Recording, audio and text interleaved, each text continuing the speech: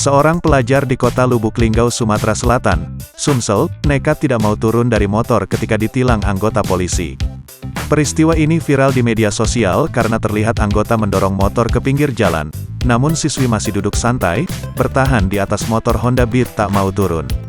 Informasi di lapangan, pelajar ini ditilang polisi lantaran berkendara tidak mengenakan helm dan nekat menerobos polisi yang berjaga.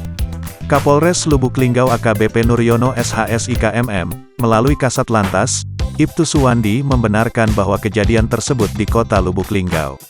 Ia menyampaikan bila kejadian itu di Jalan Am Suharto, Kelurahan Lubuk Kupang, Kecamatan Lubuk Linggau Selatan depan RM Singgalang Jaya, Jumat, tanggal 5 November tahun 2021, pagi sekitar pukul 9.30 waktu Indonesia Barat. Ia pun mengimbau agar semua masyarakat di kota Lubuk Linggau agar meningkatkan ketaatan untuk mematuhi peraturan lalu lintas.